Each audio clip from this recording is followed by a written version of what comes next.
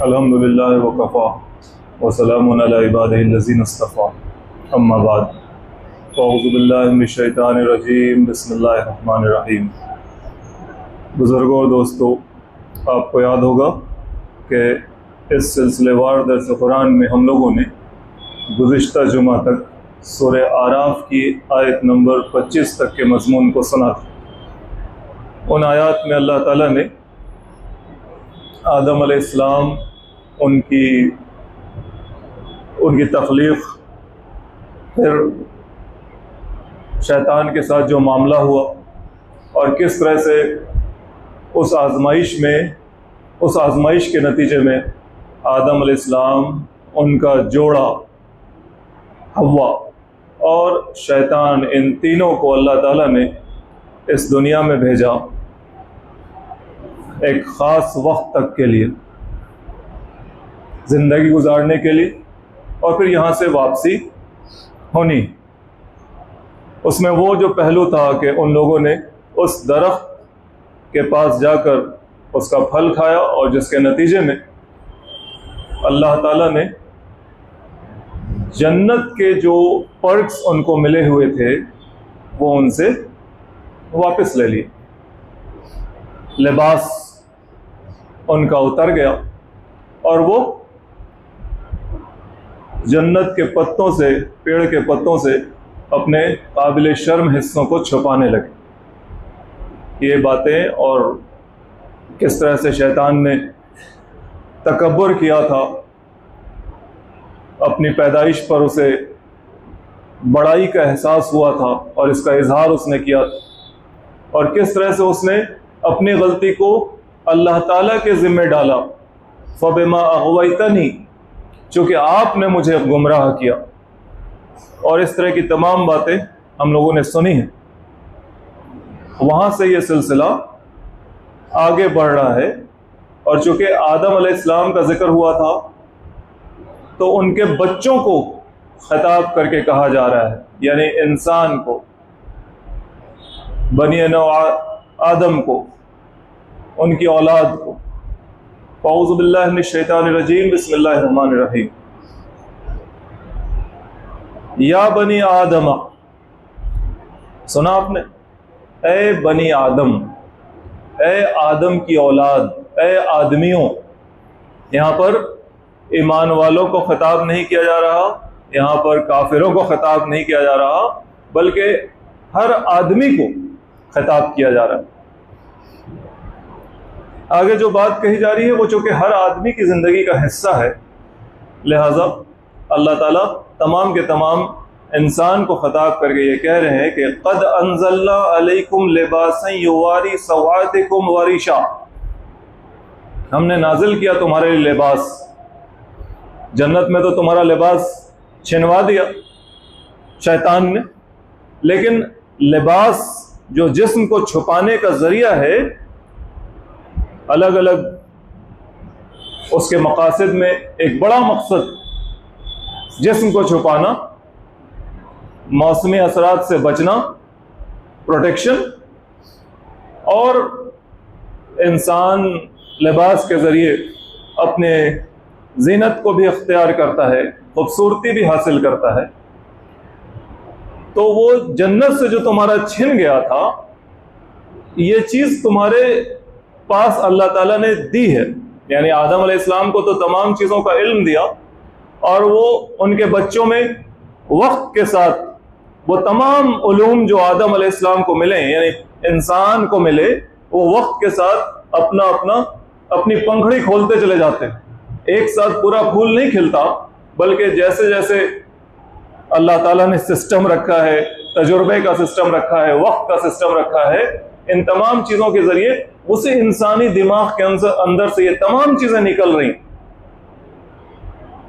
उसमें एक लिबास की बात है जिसका पहले जिक्र अल्लाह ताला कर रहे हैं, लिबासन युवारी सवातिकुम वरीशा। हमने दिया है ना, नाजिल करने से मुराद है अल्लाह ताला ने दिया लिबास, और उसका इल्म, उसकी तौफीक, उसका एहसास, उसकी ज़रूरत। तो ये लिबास हमने दिया है युवारी सवातिकुम, जो तुम्हारे काबिल शर्म हिस्सों को छुपाता है, वारिशा, और जो तुम्हारे लिए ज़ेब व ज़ीनत का, तजम्मुल का, खूबसूरती का जरिया भी बनता है। व लिबासुत तक़वा ज़ालिका खैर, लेकिन ये बात जहन में रहे कि ये एक कपड़ा जो है, इससे हटकर एक और लिबास है जो तुम्हें तुम्हारे बुराइयों को छुपाएगा। वो है तक़वा का लिबास, जो तुम्हारी खामियों को और कमजोरियों को छुपाएगा। वो है तक़वा का लिबास, और वो लिबास बेहतरीन लिबास है। ज़ालिका मिन आयातिल्लाहि लअल्लहुम यज़क्करून, ये अल्लाह ताला की आयात है, अल्लाह ताला की निशानियां और उसकी बातें हैं, ताकि वो लोग यानी सुनने वाले लोग नसीहत हासिल करें। इस एक आयत के अंदर लिबास के हवाले से जो पूरी बात आई है, उसे हम लोगों को भी, जैसे फूल खिलता है तो उसकी पंखड़ियां फैलती जाती हैं, इसी तरह से इस एक आयत की पंखड़ियों को खोलकर हमें समझना है कि अल्लाह ताला ने, अल्लाह के रसूल सल्लल्लाहु अलैहि वसल्लम ने लिबास के हवाले से हमें क्या बुनियादी तालीमात दी है। ये इंसानी ज़िंदगी का एक बहुत बड़ा हिस्सा है। हर तरह के लोग लिबास का इस्तेमाल करते हैं, कोई फ़र्क नहीं है इसमें कि इस्लाम ने सिर्फ लिबास की तालीम दी है और बाकी लोगों को तो लिबास से कोई मतलब ही नहीं, ऐसा तो है नहीं। लेकिन इस्लाम ने क्या तालीम दी है, एक बहुत बड़ा मुगालता भी है। जैसे दीन के तमाम मामलात में ऑलमोस्ट बड़ी गलत फहमियां हैं इस दीन को मानने वालों के अंदर। सीखते नहीं, जानते नहीं, अहले इल्म से राब्ता नहीं करते, अहले इल्म की मुख्तलिफ आरा को नहीं जानते। अगर किसी की जानते भी हैं तो एक आलिम या एक मशरब की बात को जानते हैं और समझते हैं कि यही पूरा दीन है, जिसकी वजह से बहुत सारी गलत फहमियां पैदा होती। हालांकि दीन आसानियां पैदा करता है, तो हमें इन तमाम बातों को जानना है। मौजूदा हालात में जबकि हमारे लिए हर ज़माना और वक्त सब कुछ बिल्कुल स्क्वीज्ड होता जा रहा है, कंस्ट्रेंड होता जा रहा है, दरवाजे बंद होते चले जा रहे हैं, दीवारें एक दूसरे से मिलती चली जा रही हैं, सफोकेशन का माहौल है हमारे लिए, हम दीन पर ठीक से अमल नहीं कर सकते, उन चीजों पर भी नहीं कर सकते जो चीजें दूसरे लोगों के लिए बिल्कुल खतरनाक नहीं है। इन हालात में हमारे लिए दीन को बेहतर ढंग से समझना, ताकि हम अल्लाह ताला की रजा को हासिल करने की कोशिश करने वाले बन सके, उसको खुश रखने की कोशिश करने वाले बन सके। गलत फहमियों को दूर करना, सही बातों को समझने की कोशिश करना। ये आयत लिबास के हवाले से डिस्कशन कर रही है। पहली चीज जो इस आयत ने बताई वो ये कि जो हम लोगों ने सुना कि लिबास का जो एक फितरी एहसास है, ये अल्लाह ताला की तरफ से तमाम इंसानों को वदियत किया गया है। दे हैव बीन बिस्टोर्ड अपॉन, उनके अंदर ये बात रखी गई है, तमाम इंसानों के अंदर। दूसरी चीज जो ये आयत कह रही है, वो कह रही है कि ये लिबास जो है युवारी सवातिकुम, तुम्हारे काबिल शर्म हिस्सों को छुपाने का जरिया है, जिसको आमतौर पे हम लोग सत्र औरह कहते हैं, जिस्म का वो हिस्सा जो छुपाए जाने के लायक है। इस्लामी तालीमात के हिसाब से मर्द के लिए बोलो बराज का हिस्सा ये मिनिमम सतर है, औरह है, इसको छुपाना जरूरी है। इसमें मुख्तलिफ आरा है उलमाए कराम की। हमारे यहाँ जो चीज मशहूर है वो फ़िक़्ह हनफी के हिसाब से है, नाफ और घुटने के दरमियान का हिस्सा। बहुत सारे लोग इसको नाफ और घुटने के साथ शामिल समझते हैं कि ये जो नाभि है और ये पैर का जो घुटना है, ये दोनों उसमें शामिल है। बहुत सारे लोग ऐसा समझते हैं, लेकिन ऐसी बात नहीं है। कुछ जगहों पर नाफ उसमें शामिल नहीं है, कुछ जगहों पर घुटना उसमें शामिल नहीं है, और कुछ अहले इल्म, कुछ पुराने उलमा की नजर में, उनकी राय में रान भी उसमें शामिल नहीं है। मुख्तलिफ अहादीस है जिसकी बुनियाद पर उलमाए कराम ने मुख्तलिफ राय बनाई है। ये सब बड़े उलमा का काम होता है, हम लोग सिर्फ उसको जानने की कोशिश करते हैं। मुख्तलिफ अहादीस है जिनकी बुनियाद पर उलमाए कराम अपनी राय बनाते हैं और अहकाम अखज़ करते हैं। उनमें से कुछ उलमा ने, वो अहादीस जो आप सुनते हैं पढ़ते हैं, लेकिन हम और आप उससे हुक्म निकालने का फन नहीं जानते, लिहाजा हम सिर्फ हदीस पढ़ के समझते हैं कि अच्छा इस हदीस में ये बात आई तो ये हुक्म है। नहीं, जो उलमा कराम उन चीज़ों के माहिर होते हैं, उन्होंने जो राय बनाई है, जो अहकाम अखज़ किए हैं, उसमें एक चीज़ है जो हमारे इलाके में मशहूर है कि मर्द के लिए सत्र औरत उसका क्या है, यानी छुपाए जाने की जगह क्या है, वो उसकी नाभि से लेकर घुटना, और उसमें लोग नाभि और घुटना शामिल समझ लेते हैं, जबकि ऐसा नहीं है। किसी जगह नाभि उसमें शामिल नहीं है और किसी जगह घुटना, यानी किसी आलिम की नजर में और निगाह में नाभि उसमें शामिल नहीं है या घुटना उसमें शामिल नहीं। और कुछ उलमा की नजर में रान भी उसमें शामिल नहीं है, और कुछ उलमा की नजर में रान उसमें शामिल है। कुछ उलमा की नजर में सिर्फ बोलो बराज पेशाब पखाने की जो जगह है वो काबिले सतर है, छुपाने की चीज है। तो ये मुख्तलिफ आरा है उलमा की। औरतों के लिए पूरा जिस्म उनका काबिले सतर है, छुपाए जाने की जगह है, चेहरा, हाथ और पांव को छोड़कर। लोगों को भी यही चीज माननी चाहिए, दुनिया में दूसरे लोग बनी आदम जो है उनको भी यही चीज माननी चाहिए। इस्लाम की तालीमात ये है। आगे की जो बात आ रही है वो क्या है? वरीशा। वरीशा, रेश कहते हैं परिंदे के पर को। तो जैसे परिंदे का पर उसके लिए खूबसूरती का और उसके लिए लिबास का एक जरिया बनता है और दिखता यही है, इसी से ये चीज इंसानों के लिए भी आए कि अब आपको लिबास ऐसा पहनना है जो आपके लिए खूबसूरती का जरिया हो, तजम्मुल। ओवरऑल मुसलमान को तजम्मुल इख्तियार करने को कहा गया है। शक्ल सूरत, लिबास, पहनावा जिसको कहा जाता है, स्टाइल, तौर तरीका, हर चीज में तजम्मुल, खूबसूरती इख्तियार करनी। अब इस हिस्से को जब हम लोग रसूल सल्लल्लाहु अलैहि वसल्लम की अहादीस के जरिए, उलमा की आरा के जरिए जो समझने की कोशिश करते हैं, तो वो इस तरह से शामिल आती है, सामने आती है हमारे, कि पहली चीज तो ये सत्र औरत का मामला हो गया। जब ये रीशा की बात आती है तो उसमें हमें यह देखना है कि हमारे लिबास में कोई ऐसी चीज ना हो जो शिर्क का शार हो, कुफ्र का शार हो, गैर इस्लामी शार, कोई ऐसी चीज हमारे कपड़े पर बनी हुई ना हो, हमने कोई ऐसी चीज अपने गर्दन में टांग ना रखी हो। आजकल के नौजवान लड़के क्रॉस डालते हैं, फैशन के नाम पर क्रॉस पहनते हैं, वो ईसाइयों का शार है। कपड़े अब ऐसे आते हैं जिसमें हिंदू श्लोक लिखा रहता है, या फिर टी शर्ट्स ऐसी आती हैं जिसमें बहुत सारे ऐसे स्लोगन्स लिखे रहते हैं जो इस्लामी तालीमात के खिलाफ होते हैं। ऐसी बातें सीने पर और पीठ पर लिखकर लोग घूमते हैं, मुसलमान लड़के लड़कियां भी, कि वो इस्लामी तालीमात के खिलाफ होती हैं। तो जब आप टी शर्ट खरीद रहे हो या जब कोई ऐसी चीज जिस पर कुछ लिखा हुआ हो, तो जरूर देखें कि इसका मानी और मतलब क्या है। क्या ये इस्लामी तालीमात के खिलाफ है? अगर इस्लामी तालीमात के खिलाफ है तो वो चाहे नजर को कितना भी भारा हो, और तसव्वुर करके आप अपने आप को बिल्कुल हीरो समझ रहे हो, लेकिन मत खरीदिए उसको, नहीं पहनिए उसको। और वो हिंदू श्लोक्स भी लिखे रहते हैं, ऐसे कपड़े भी आते हैं, ऐसे रंगों के कपड़े भी आते हैं जिसको दूसरे लोगों ने अपना शार बना रखा है। ऐसी चीजों से परहेज करना चाहिए। दूसरी चीज, मर्दों के लिए मामला खास यह है कि अल्लाह ताला ने रसूल सल्लल्लाहु अलैहि वसल्लम के जरिए जो चीज हमें बताई वो ये है कि लिबास में तकब्बुर नहीं होना चाहिए, घमंड।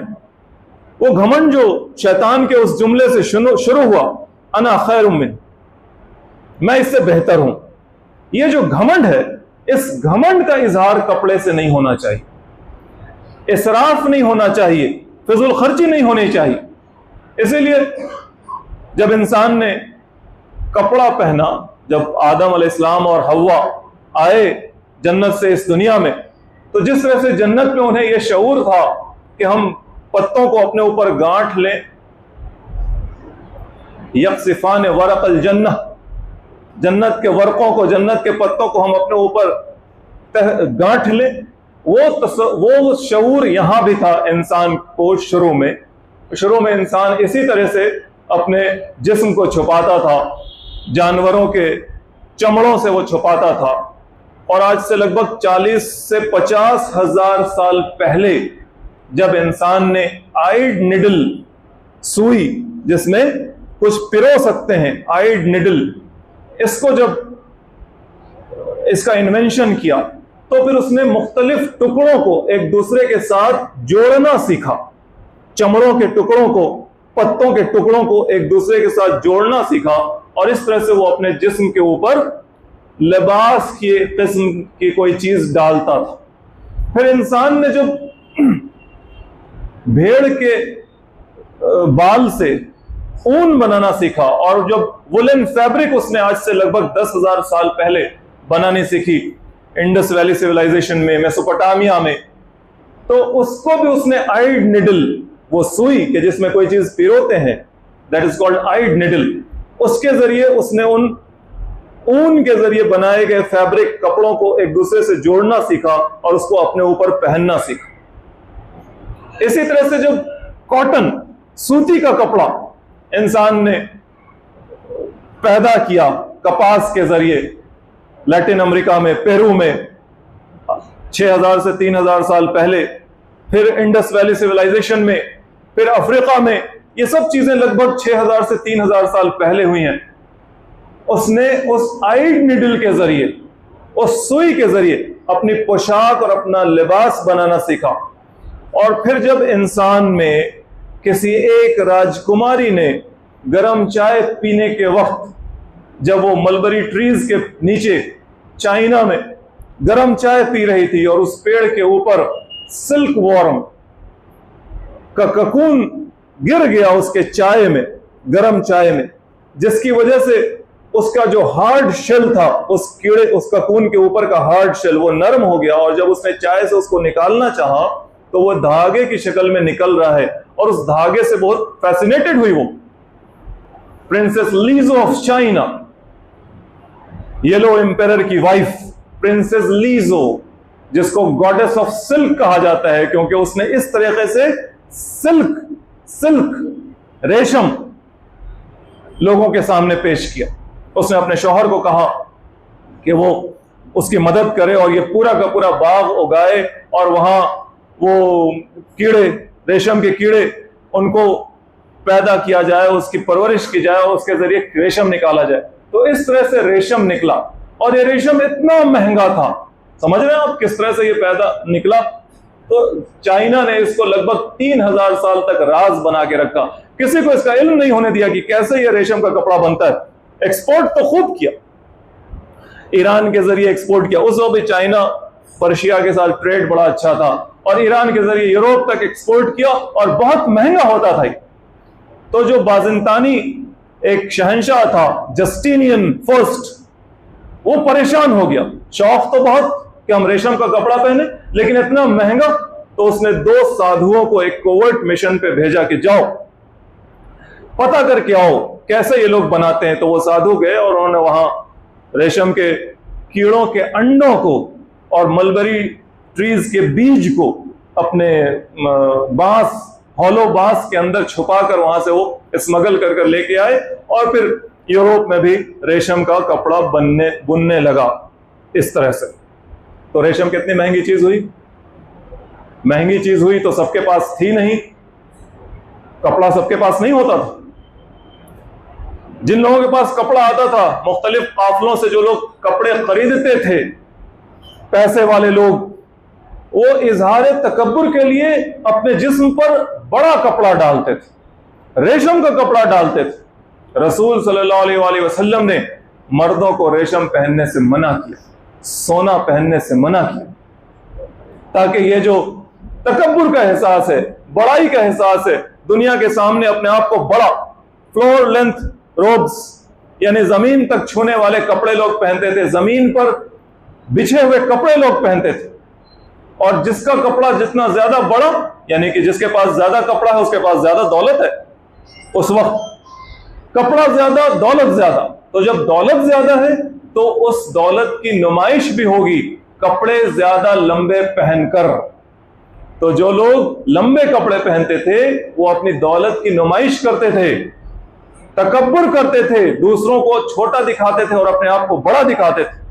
रसूल सल्लल्लाहु अलैहि वसल्लम ने सख्ती के साथ मना किया कि जिसका कपड़ा उसके उसके जमीन पर है, उसके टखने से नीचे है, तकब्बुर की वजह से, अल्लाह ताला तो क़यामत के दिन उसकी तरफ नजर उठाकर देखेगा नहीं। उसके जिस्म का वो हिस्सा खुसूसी तौर पर जिक्र किया गया कि वो आग में होगा। यानी इस तरह से लोगों को डराया गया कि तुम इजहार तकब्बुर न करो। और इजहार तकब्बुर उस वक्त कपड़े को एक खास शक्ल में पहनने से होता था, लिहाजा उस शक्ल को इख्तियार करने से मना किया गया। और फिर रेशम भी उसमें शामिल किया गया मर्दों के लिए, और सोना भी शामिल किया गया मर्दों के लिए। औरतों में चूंकि एक फितरी ख्वाहिश होती है बनाव श्रृंगार की, और ये रेशम और सोना उनके बनाव श्रृंगार के लिए अल्लाह के रसूल सल्लल्लाहु अलैहि वसल्लम ने अल्लाह के दीन के मिजाज के मुताबिक उनके लिए जायज रखा। मर्दों में ऐसी कोई ख्वाहिश नहीं होती, मर्दों में ऐसी कोई ख्वाहिश नहीं होती बनाव श्रृंगार की जैसी औरतों में होती। लिहाजा औरतों के लिए ये चीज जायज रखी गई, मर्दों के लिए ये चीजें मना की गई। और वो तकब्बुर वाला कोई भी लिबास, अब हमें और आपको ये समझना चाहिए कि तकब्बुर का लिबास सिर्फ टखने से नीचे नहीं होता। तकब्बुर का लिबास दूसरे तरीके से भी होता है, आज के जमाने में इख्तियार किया जा सकता है। बहुत सारी चीजें, आज ब्रांड की लड़ाई चलती, एक ही किस्म का कपड़ा एक गरीब भी पहनेगा, एक अमीर भी पहनेगा, लेकिन जो अमीर पहन रहा है वो अब ब्रांड की बात करता है, ये फलां ब्रांड का है, इतना महंगा है, जूता फलां ब्रांड का है, इतना महंगा है। तो गोया अब ब्रांड की लड़ाई है। अब तकब्बुर, इजहार तकब्बुर ब्रांड के जरिए भी होता है। तो उलमाए कराम ने उस मामले में भी मुख्तलिफ राय रखी है। मेजोरिटी ऑफ उलमा, चारों फिक़ही मसालिक के, हनफी, शाफ़ी, हम्बली और मालिकी, वो कपड़े को अगर किसी ने टखने से नीचे लटकाया तकब्बुर के साथ उसको हराम करार देते हैं। और अगर तकब्बुर के बिना किसी का कपड़ा टखने से नीचे लटक गया है तो उसे मकरूह तंज़ीही कहते हैं। मेजॉरिटी ऑफ उलमा, इमाम इब्न तैमिया, इमाम इब्न हज़म को छोड़कर इस तरह के लोगों ने उसे भी हराम करार दिया है। लेकिन उलमा की अक्सरियत चारों फिक़ही मकातिब की वो कहती है कि अगर किसी ने तकब्बुर के साथ अपने कपड़ों को टखने से नीचे लटकाया तो ये उसके लिए हराम है, मकरूह तहरीमी। बहरहाल इन सब चीजों से बचना ही चाहिए।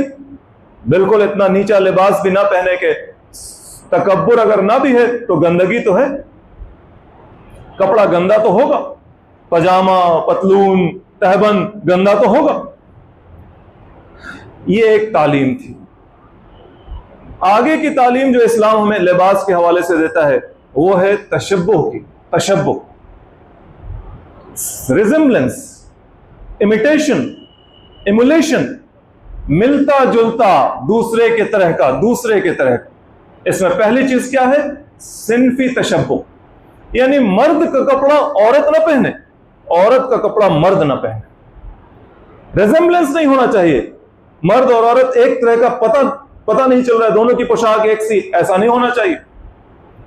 मर्द की जो पोशाक है उसके जिस्म की साख्त के हिसाब से बनती है, समाज में उसकी पहचान के तौर पर एक पोशाक मानी जाती है, वो मर्दों की पोशाक होनी चाहिए। और औरतों की पोशाक औरतों की होनी चाहिए, वो उनके जिस्मानी साख्त के हिसाब से बनाई जाती है और समाज में उनकी पहचान के लिए मुकर्रर होती है, वो वैसा ही कपड़ा पहने। एक तशब्बुह होता है कुफ्फार के साथ, जिसको तशब्बुह बिल कुफ्फार कहते हैं, यानी काफिरों की खास पोशाक, खास लिबास, जिससे उनकी पहचान होती हो, जिससे उनकी पहचान होती है कि ये काफिर है, ये इस्लाम को दीन की हैसियत से नहीं मानता, इस कपड़े को पहनने वाला इस्लाम को दीन की हैसियत से नहीं मानता, वैसी पोशाक, वैसा लिबास एक मुसलमान को नहीं पहनना चाहिए। एक तशब्बुह होता है बिल कौम, तशब्बुह बिल कौम, कोई ऐसी कौम जो बिल्कुल मुख्तलिफ है, इस्लाम से दूर है, उस कौम की पहचान जिससे होती है वो पहचान मुसलमान इख्तियार कर ले अपने लिबास के अंदर, ये भी नहीं होना चाहिए। फिर आजकल के माहौल में देख ले कि जब ये चीजें ब्लर्ड हो गई हैं, मिल गई हैं पूरी दुनिया में, ये दुनिया जो अब एक ग्लोबल विलेज बन गई ना, दुनिया बहुत बड़ी है लेकिन कुछ मामलात में दुनिया बहुत छोटी। अब पहनावा ओढ़ावा मुख्तलिफ न रहा, आम तौर पर बहुत से लोग हैं जो अपने अपने तौर पे इलाकाई कपड़े पहनते हैं, लेकिन दुनिया में एक तरह की पोशाक का रिवाज और चलन हो गया। इसमें इन चीजों का ख्याल रखना है कि मुसलमान किसी कुफ्र करने वाली कौम की खास पहचान जिन चीजों से होती है उन चीजों को अपने लिबास का हिस्सा ना बनाए। मुसलमान मर्द औरतों का सा कपड़ा ना पहने और मुसलमान औरतें मर्दों का सा कपड़ा ना पहने। मुसलमान मर्द या मुसलमान औरतें ऐसा कपड़ा ना पहने जिसमें किसी तरह के शिर्क और कुफ्र के शार की आमेजिश हो, उनके सिंबल्स, उनकी पहचान उससे होती।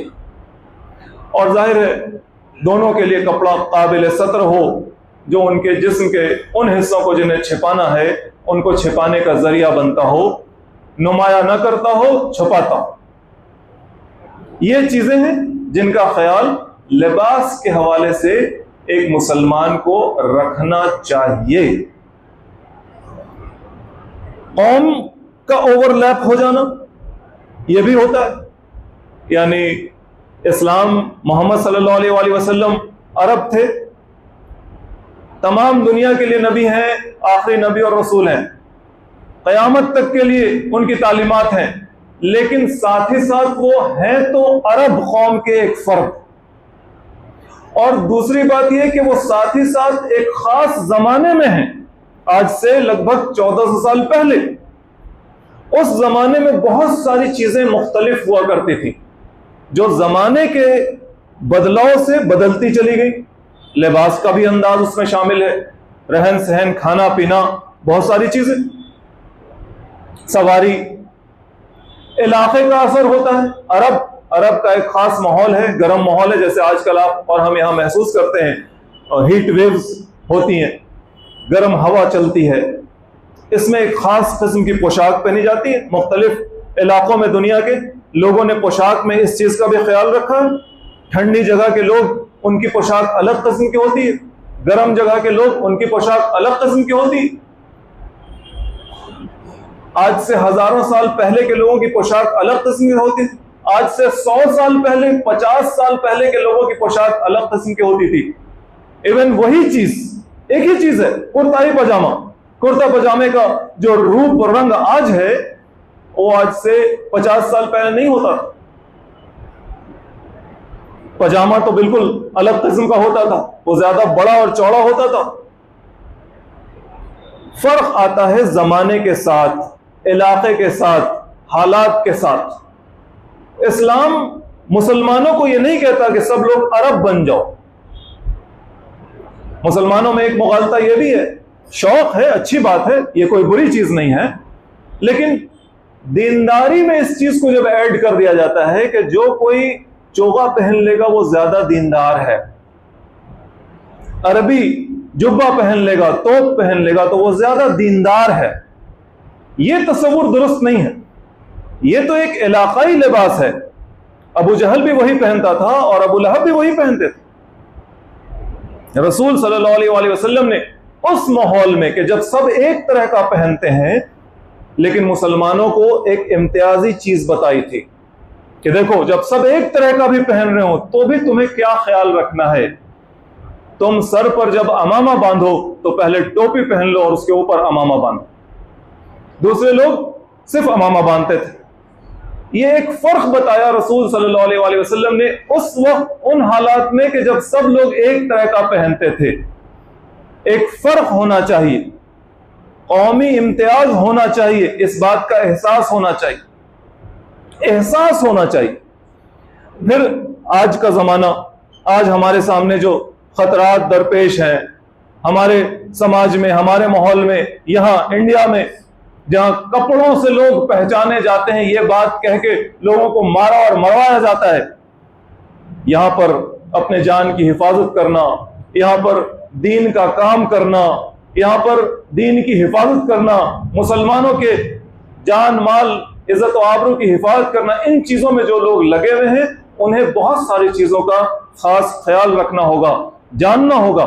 इस्लामी तालीमात जो पोशाक और लिबास के हवाले से हैं, उनको जहन में रखते हुए कि कौन सी चीजें अल्लाह की तरफ से जरूरी हैं, रसूल सल्लल्लाहु अलैहि वसल्लम की तरफ से जरूरी हैं, और कौन सी चीजें ऐसी हैं जिसमें वक्त और जमाने की और जरूरत के लिहाज से रद्द-ओ-बदल किया जा सकता है।